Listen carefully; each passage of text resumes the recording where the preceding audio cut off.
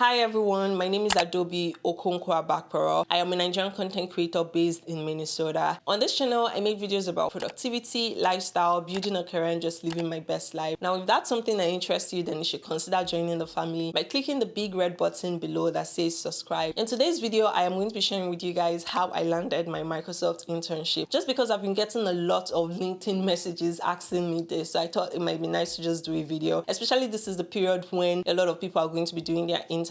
Specifically, I'll be focusing on my background, the application process, the recruiting process, the interview process, as well as providing tips and tricks on how you can secure an internship just following this next couple of steps. I hope this is a video you like enough to join the family so you can see more videos in the future. With that said, let's start with my background.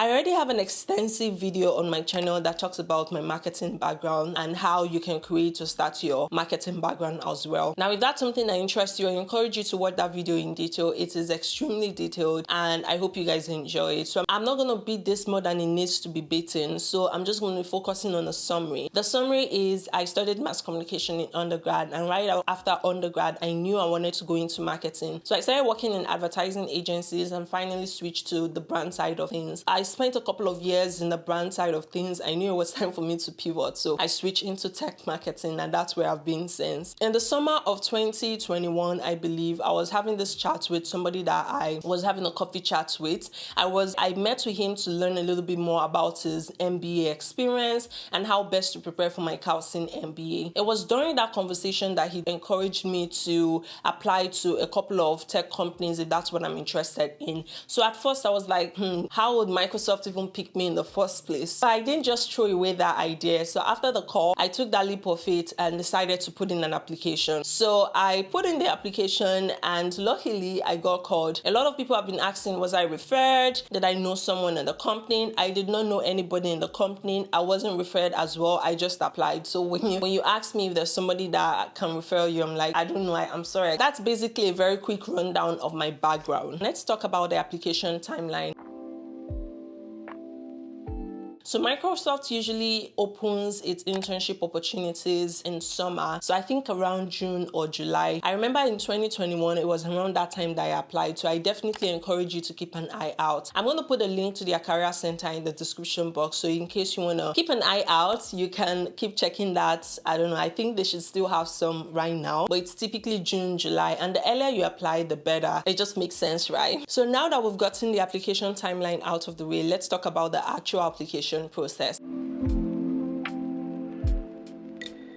So like I mentioned, I applied around June, July after I had that conversation with the guy, and God bless the guy because till this date, I'm very grateful to him. And that's why it's very important for you to have all of this coffee chat, get to know people, get outside your comfort zone and try to learn more about other people. You never know what gems you get from them. So I applied sometime in July, and I think it was about a week or 2 weeks or 3 weeks maybe that I finally heard back that they would like to have a 30-minute conversation with me. So I started preparing for my 30-minute conversation, and I remember being so anxious and nervous, and then finally the day came, and during the interview I was asked a couple of behavioral questions, specifically why tech, why you, why Microsoft. So those are the major 5 or 4 whys. Let me know if you want a very detailed interview guide for Microsoft. I'm happy to do that, but I have compiled an interview guide that I'm going to link in the description box. Give this a like, subscribe if you can, just to say thank you in return, or maybe not.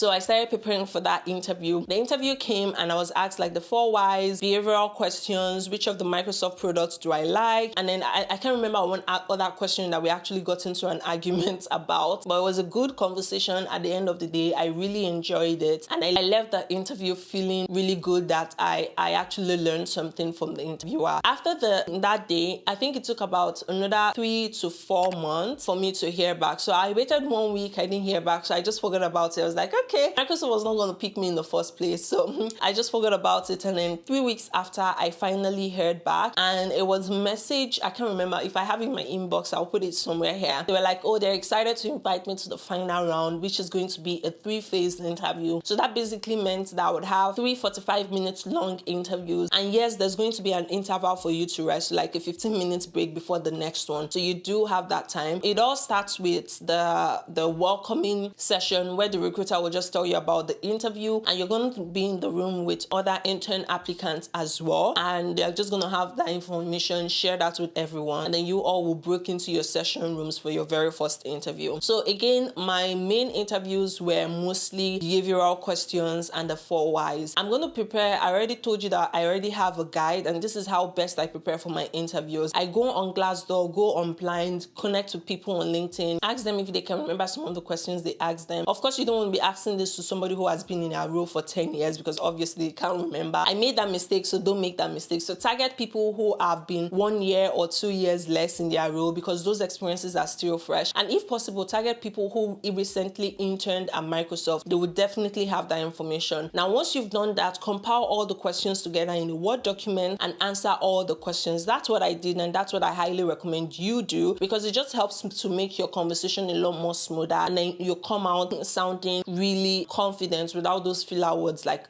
you know, as in, you know. Like literally just said, you know. I had 3 of those interviews same day. It was a lot, but it was a really nice conversation, and it's okay to be absolutely nervous. I was nervous in the first one. When she asked me to tell her about myself, I just rambled on because I was just so nervous. When I was done, she told me calm down, and then at that point I started feeling more comfortable because she laughed about it, and then we just went on about with the rest of the interview, and it was a really great one. So I left that interview feeling more confident than I left the very first 30 minutes call that I had. So at that point I knew I did really well, but it's all dependent on them. So they told me it was going to take 5 days for me to hear back. So I had that interview I think on a Friday, so technically I should be hearing back the following Friday or the following Monday. So on Friday came, I didn't hear back, so I was like, okay, maybe it didn't work out. I might as well just focus on other things. And I remember being at the airport that day because we went for my brother-in-law's wedding, so we're flying back to Minnesota, and then suddenly I heard dun dun. You know how a message comes onto your iPhone and then it makes that sound, right?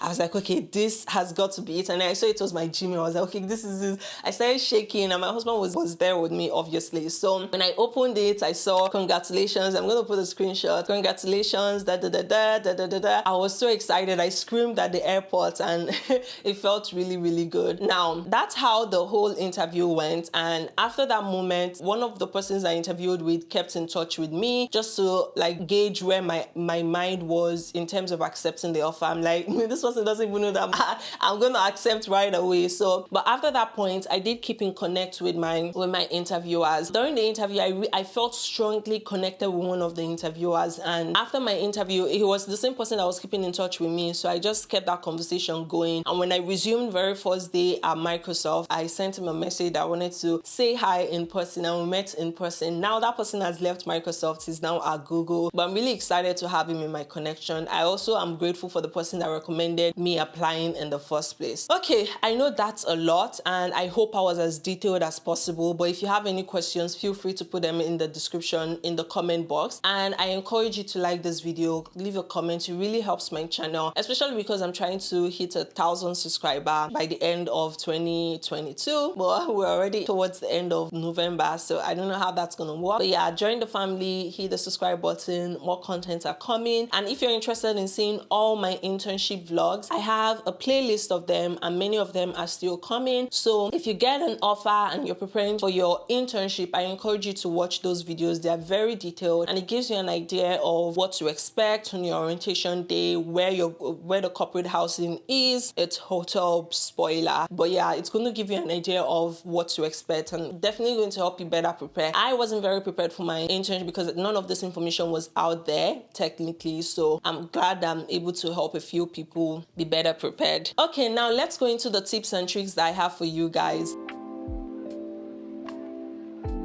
Make sure that your resume is really, really good. I encourage you to go on LinkedIn and look at the role position for a job posting from the company you're interested in, and look at their job description. You're going to see that they're very specific with the tasks they want you to do, and then you need to also be specific with numbers. I'm going to leave this is the template that I highly recommend. This is MBA level kind of template, so I encourage you to put your resume in this format, and make sure your resume is not more than 1 page. Just start start with the most recent, at least the top 3 most recent, and have 3 to 5 bullet points. 5 bullet points, it's probably a lot, so have 3 to 4 bullet points, and then let them keep decreasing all the way to the end. So my last row has just 2 bullet points, and the most recent one has 4 bullet points, so that's totally fine. Sometimes you might be caught in a web of what should I communicate, how much should I communicate, can I talk about all the wonderful experiences that I've had. You have one page, that's not going to be enough for you to communicate everything, so I highly recommend that you prioritize the most important ones and the ones that are going to communicate that you're a great fit for the company. All right, so I already talked about preparing your resume. It has to be really good. This is a template I highly recommend, but go to LinkedIn and look at how they're describing the job description for that particular role and put your format in that. Another platform I highly recommend, I just discovered it, it's called Resume by Woo Consulting. So it's a resume drafting AI website. So the first thing, you need to go on LinkedIn and find the role that you're interested in, convert all of that to your role, and then to make it even more impactful and more professional, you copy what you've written as your role and what you've achieved and put it on the website, and it's going to spit out really good options, and you just select copy and then paste it in your resume, and it just makes it more impactful. I highly recommend. So it's like Grammarly for resumes, if that makes sense. So definitely check it out. I just played around with it for a while, but because my resume is already in good shape, I couldn't find anything to replace it with. So, but if you're just starting out, I highly recommend you use LinkedIn and use that. Another thing you can also do is Microsoft Word currently has like a resume builder inbuilt plugin on their Word document. So you just open your resume and then you're going to see a pan by the side that shows you resume building stuff, and then it's basically like Resume but inbuilt in the Word document. I heard that they're going to cancel it next year, so get on it and get your resume in shape before they do that. Next thing, network.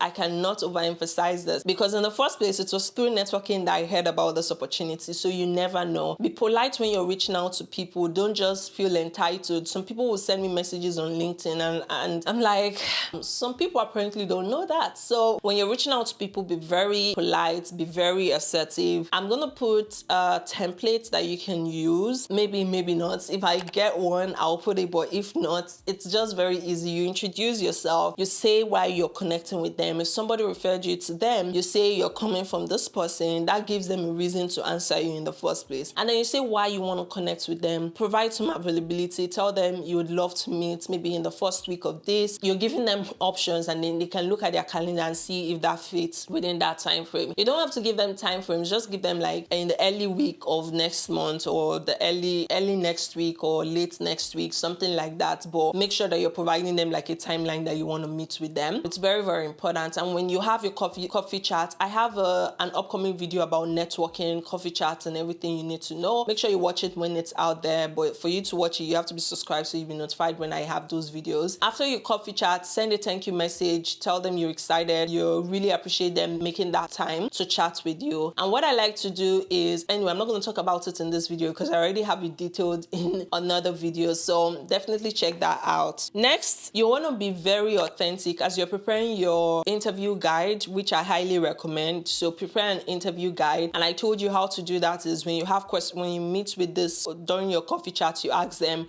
what are some questions you think you should expect? And then go on Glassdoor, go on Blind, go on all the job websites and compile all the questions. Luckily, you don't have to do that. Well, I mean, you can cross-check, but I already have it done. So you can just check the description box and click that. So like this video, share and subscribe as thank you, okay? And then go ahead and answer those questions. When you're answering them, one thing I want you to think about is think a little bit deeper. Don't be superficial. Don't be shallow. Like, go a little bit deeper. Everybody's going to say they want to work at Microsoft because it's reputable, but why do you really want to work at Microsoft? Is it because the vision aligns with yours? How is that vision aligning with yours? You need to be very specific and tie it to a personal moment. Be personable. Personalize your answer so you stick out and you remember after your interview. Make an impression, because this guy is probably talking to 1,000 people in a span of 1 week for the same role, the same opportunity. So you want to make sure that you're standing out. And the best way to do that is to be yourself, be authentic, and tie your responses to personal experiences. And be very specific. Don't just be broad or superficial. Just be like, oh, this, like be specific. If you did something, how did that achieve the company's goal? What were the specific KPIs you met? Like that kind of information. All right, so talk about the star formats. When you're responding to questions, they expect you, especially behavioral questions, those answers needs to be answered in the star format. What that basically basically means is you state the situation and task, you state the action you took, you state the result. Now at Microsoft, it's pretty unique. They expect you to take an hour. So that saves them the time of asking you, oh, what would you have done differently? So that's that question. So R means reflection. What would you have done differently? I'm going to put a sample of a star story that I wrote, and if I find one, but basically just put all your responses like that. And that's why that interview guide is really, really important. So you put in those formats and you just tell a story with your resume. You tell a story with your star story. I know that's counterintuitive, but yeah, tell a story with your star story. It starts with the situation, the task, the action you took, and the result. If I get an example, I'm going to put one here so you can see. I actually did a product marketing workshop at my school where I just presented everything that you need to do, learn about product marketing in terms of interviews and networking. So if I find a screenshot from that presentation, I'll just put it here. I'm not saying that this is perfect, but it captures most of everything that you need to have in a good star story. And besides, this was the exact one that I used for this particular question. I don't know. I hope that helps you. And then finally, I am pretty religious, right? So of course I prayed, and well, I didn't fast, but I prayed, and I knew before going for the interview that I was pretty prepared because of all the time that I spent networking, preparing my questions, and doing all of that. One thing I've not heard a lot of people say during my coffee chats is another way to prepare is looking at the company's website, looking at their 10K, even though you're looking for a marketing role, but you'll be surprised at the amount of amazing findings you will discover on their 10K, especially when you go all the way to the bottom that has like more of the qualitative information and not like the statement, financial statement. You'll find amazing stuff. I also highly recommend that you use this case interview book called by E.C.